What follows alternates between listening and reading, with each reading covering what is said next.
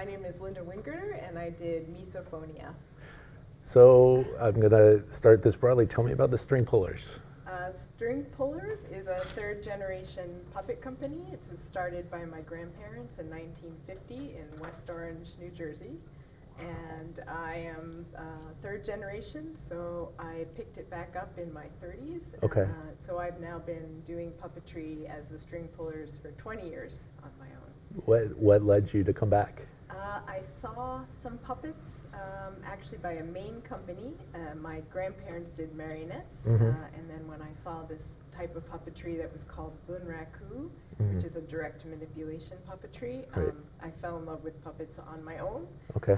and I just had to start making my own. So do you craft your own? Yep. Wow. Yep, I make the puppets, I figure out how to operate them, I direct my own shows, Yep. and then I perform. And then I do that for other people also.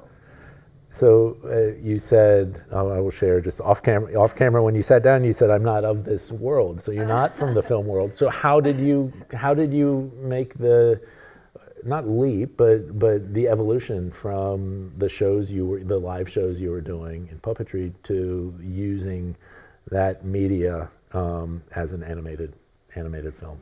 Well, it's kind of a long story, but in short, I started doing a project to study shadow puppetry, which was somewhat new to me. Okay. And that led to experimenting with shadow puppets using a stop motion apparatus called a multiplane. And then the only way to have an audience view that is from a down shooter camera, Okay. and then either project it live or capture that footage and turn it into a film.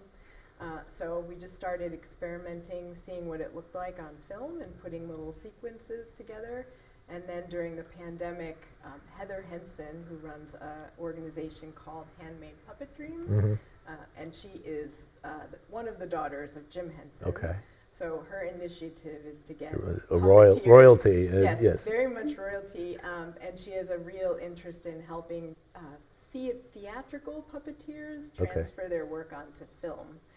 And then finding a venue and a place for those. So she collects these films. She commissioned us to do this film during the pandemic with Okay. a small grant. And then they gave us 6 months of film school, sort of online training. Oh, wow. And then helped shepherd these little films with 7 other puppeteers in our cohort. That's amazing. So one of the common themes, and I'm sure this won't surprise you, the filmmakers I've spoken to just today, a lot of these films, whether they're animated shorts, documentary features, narrative features or shorts, many are pandemic babies. Tell me how this crisis for all of us informed your art. I got more time at home, and live theater died. Right. So my clients that I built and performed for were no longer bringing us any work. Right. And I guess we just had the time. I mean, I was able to hang on to my job, so we were pretty lucky that way. Right. We live out in the woods, so we just started burrowing in, and it was just a family project, basically. My husband was my other performer, and Okay. my mom helped with some production stuff. Oh, wow. And then we just had the time to dig in and figure out what we liked on film. Right. And it was great in that way. And without anyone else, the creative freedom to decide what you wanted to do and not we do. just were forced to take a retreat and, Yeah. and figure out what we wanted to do. One of the things that strikes me about your film, so hearing you speak about puppetry and the process of going from live to film sounds very visual to me, but sound design, I mean, your film is about sound. I mean, it's so I don't want to say that's counterintuitive, but it's brilliant to me. So how did the idea of building this story around a soundscape come to you? Well, I am a silent puppeteer. I don't usually speak on stage. Okay. I'm more of a dancerly type performer. And so I knew that this film wasn't going to have dialogue because my puppets don't speak for the most part.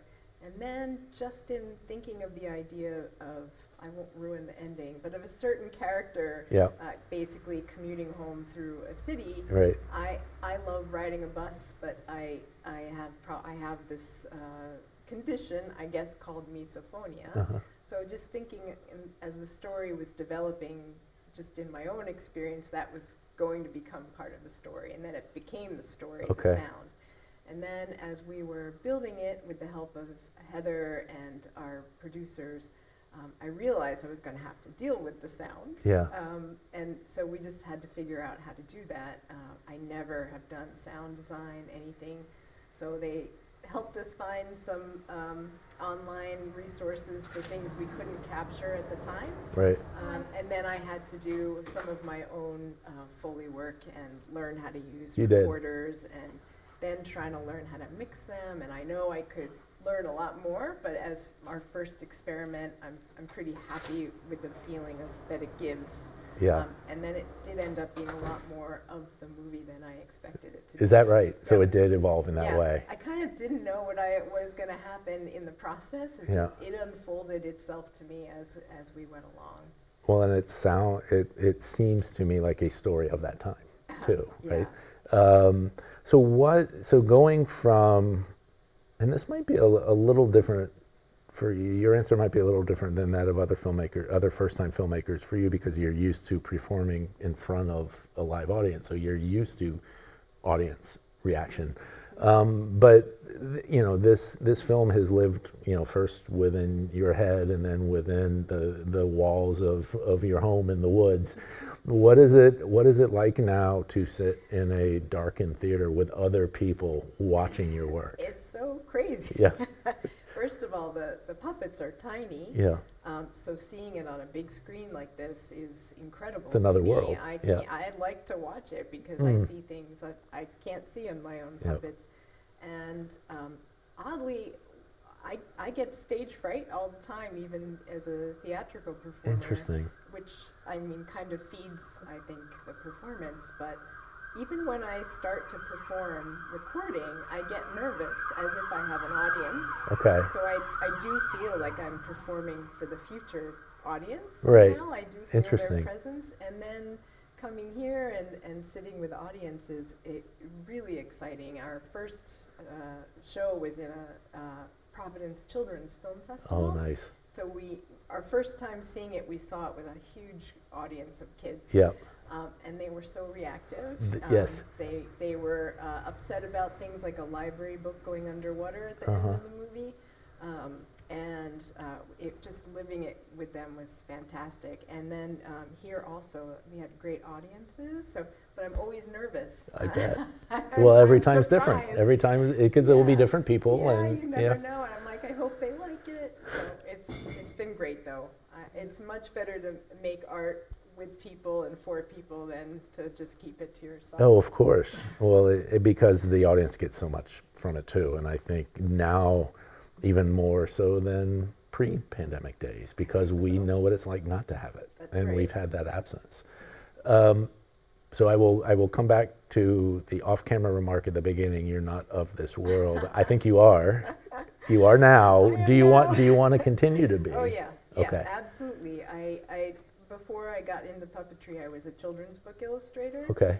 And there was something about that was dissatisfying, that there wasn't sound and there wasn't Yeah. movement. And then I go to theater, and I love that, but there was also something of maybe directing an audience eye and pacing that I Right. missed from books. And then I never thought I would get into film, Yeah. but film turned out to be really a perfect medium. I really think more in film actually than I realized. And doing this project helped me figure that out. So we hope to make lots more. Good. Well, we collectively kind of live through tough times, and it's so gratifying to hear those who found not only solace but purpose during that time and future pursuits. So we can thank that forced period of isolation and your own little workshop in the woods for sparking this. I'm really excited about it. So thank you. Thank you. Thank you for sharing so it with much. us. Thank you very much. Thanks.